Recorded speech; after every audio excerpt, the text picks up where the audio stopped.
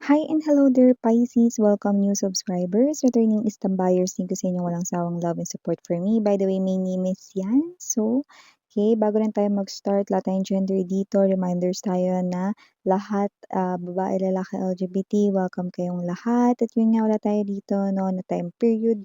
Kaya naman, just take only what resonates. And of course, kung hindi mo pa alam, meron pa tayo other channel, link down below sa ating description box. So if interested, just click that link para mapunta kayo there at araw-araw ay nag-upload tayo ng collective readings for all signs doon.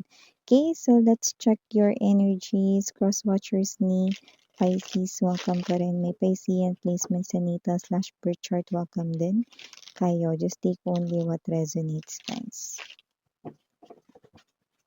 Archangel Michael, thank you so much. Angel guides, can we get messages para kay Pisces, please?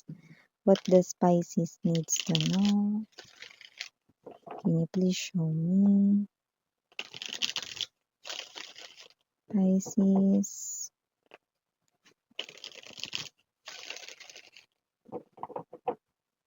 Okay, so let's go ahead and check this mga messages para sa iyo, Pisces. So you do have here the energy of King of Coins. We also have here the Four of Coins. Present din dito ang World Energy. Andito din ang Ace of Swords para sa iyo, Pisces. Two of Cups, Ten of Cups, bottom of the deck for you. Ten of Swords. We also have here the Page of Swords and the King of Swords energy. Okay, so Pisces, no? King of Coins right in here, no? And Ace of Swords. I do see na meron dito, no, na pinag-iisipan ang iyong boss or kung hindi yung boss mo, no, maaring ikaw ay isa rito sa qualified or pasok dito sa qualifications ng hinahanap nila for a perfect position or designation, okay? Or kung hindi naman to isang bakanteng posisyon, pwedeng ikaw yung nakikita nila rito, no, na pasok rito 'no, sa ganitong klase ng task. Maaaring may skills ka rito na alam nila 'yon. So, puwedeng ikaw ang, kanila ritong mapili 'no. So, puwede kang maka-receive ng communication via email or ipatawag ka rito 'no, pero 'wag kang kabahan kasi wala ka naman ditong ginawang masama. Kailangan nila ang skills mo, kailangan nila rito yung kakayanin mo for a certain task 'no, and don't worry because mare-reward ka rito. You will be rewarded here, okay, with coins as well, Four of Pentacles energy, okay. Look at that, malaking purse yan 'no, oh, 'di ba?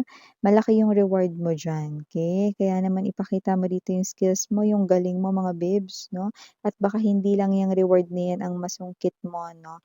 Lalo na yung iba meron ditong magbubukas 'no, na puwedeng, may magbukas na bakanteng posisyon 'no, after ng task na yan, okay. Kaya naman puwede ka ring ma-promote, yan. And speaking of ma-promote, meron din ditong energy na yung taong nililigawan mo, kung ikaw yung nanliligaw 'no, or yung taong gusto mo rito, maaaring ma-promote ka rin or mag-level up sa kanyang heart 'no. Ibig sabihin dagdag ganda points, dagdag pogi points 'no, at mafo-fall pa siya sa'yo lalo 'no. So, nakita ko rito na malapit ka ng magkaroon ng jowa. Pisces, yan ang nakikita natin dito 'no, dahil ang person na nagugustuhan mo o yung iba nililigawan na nila kayo ngayon or nagkakaroon na rito ng ligawan, wala tayong gender dito 'no. Ibig sabihin, mas mafo-fall pa sa'yo yung person na nagugustuhan mo, 'yan 'no. At kung ikaw naman ay may ka-in relationship na 'no, nakikita natin dito 'no, na someone here is gusto rito 'no, na magkaroon ng kakaiba rito na moment kayong dalawa. So, hindi naman kinakailangan na ito ay matapat sa inyong anniversary, monthsary, weeksary, or secondsary. Or bawat galaw ng clocksary, okay, pero yung person mo 'no, is someone na gusto rito na more likely travel, yung nakikita natin dito, okay. Yung iba doesn't have to be out of the country, yung iba puwedeng magagandang scenery or spots 'no, sa kung nasaan man kayong bansa na dalawa. Yan. And also ito ay, message 'no, yung next kong babanggitin ay for few of you lamang.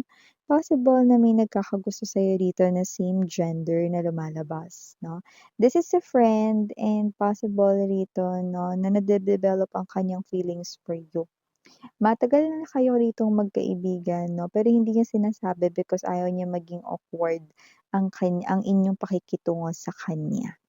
Yan 'no, so may gano'ng klase ng message. And also mga babes 'no, another message for you Pisces, we have here the Page of Swords and the World. Meron ako dito nakikitang tagahanga ninyo 'no. Possible na itong person na 'to hindi naman rito as in gusto kayong ligawan, you know. Pero this person here wants to be like you. How to be you po, Pisces, gano'n yung nakikita natin dito. So this person here is watching you. Puwedeng kung may social media kayo, puwedeng dun niya kayo nakikita. This person here admires you, okey. Meron siya ditong specific na ina-admire sa inyo, okey. And also yung iba, kung hindi naman 'to sa social media, iba kasi sa inyo, nakikita niya talaga kayo ng personal. So, puwedeng isa ito sa mga kasamahan ninyo sa trabaho 'no, na nai-inspire dito sa kanyang work na because of you, okey. May energy kasi siya rito na parang alam mo yun, gusto niya kayo ditong gawing role model, taray, role model. Yun nakikita natin dito. This person here is humahanga siya sa kung anong meron kang tinataglay na abilities, capabilities, and even sa iyong physical appearance meron siyang gusto. So, parang may energy siya ng gusto na ganyan din yung mata ko, you know? May gano'n siya, eh, 'yan. Okay. So, maaring 'yan ay, kung magkakaroon man kayo ng connection, that's, an energy of friendship 'no? Gusto niya makipag-friends sa'yo, Pisces. Sorry about that commercial mga babes, yan 'no. So balik na tayo dito sa ating pinag-uusapan 'no. So another message rin dito here for you guys 'no. Someone here 'no is possible rito 'no na may kasalanan 'to sa inyo 'no, pero sising-sisi na siya rito 'no. Parang may energy siya rito na masyado kasi siyang madaldal or masyado kasi siya ritong dire-diretso yung bibig niya 'no. So may energy siya ritong walang preno yung bunganga niya. At mukhang nare-realize niya yun 'no, at gusto nito makipag-ayos at makipagbati sa inyo. Ang energy niya yung parang friend ninyo, kapitbahay ninyo, kachikahan, gano'ng klase ng energy. So, nami-miss niya more likely yung chikahan ninyo 'no. So, parang ngayon, nakikita niya rito kasalanan niya talaga 'no, or there's something about this person na may nasabi siya 'no, nakikita kong gusto niya na yung bawiin dito 'no. So, this person here is coming in with a peace offering. Okey, at nakikita ko rin naman 'no, na alam mo na ganyan talaga yung kanya ritong ugali or whatsoever. So, nakakita naman ako ng pag-aayos, 'yan, okey.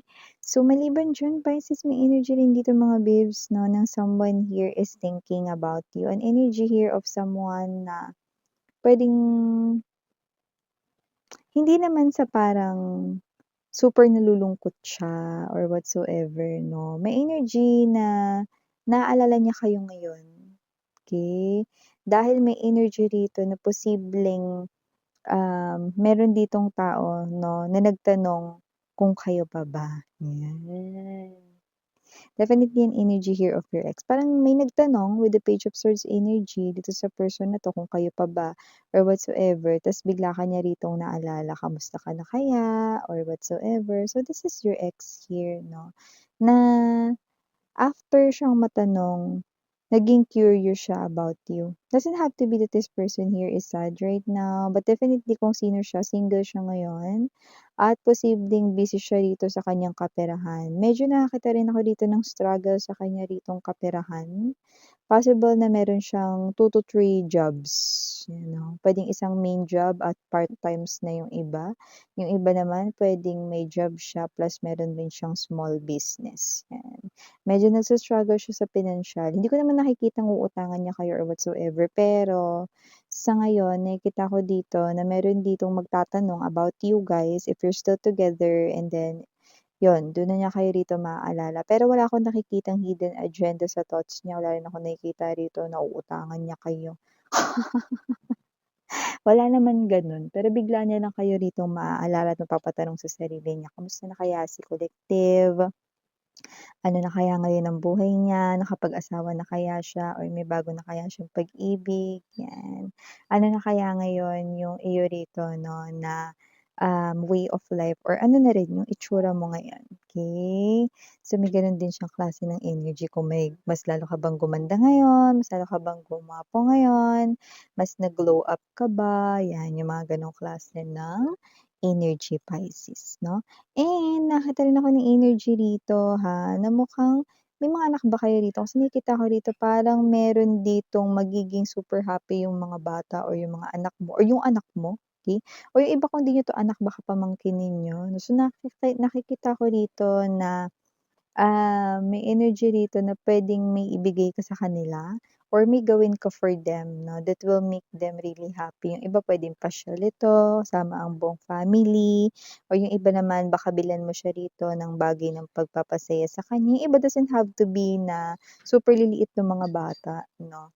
Yung iba parang may energy rito na bibigyan mo lang ng pera, okey na bahala na siyang bumili, 'yan 'no. Siguro may mga teenagers kayo ritong mga anak or mga pamangkin, mga ganyan. Something to do with the child 'no. But yung iba, puwedeng may bago na papasok sa family ninyo or mapapabilang sa family ninyo. There's pregnancy right here, especially for those wanting this 'no. Ikaw man yun, pero yung iba puwedeng family member mo, baka yung sister mo or yung brother mo 'no, 'yan. So, may gano'ng klase ng energy. So yeah, Pisces, ito yung mga messages right here para sa'yo. Again, I'm Yuriana Oni. Sarang heyo, love and light. Annyeong.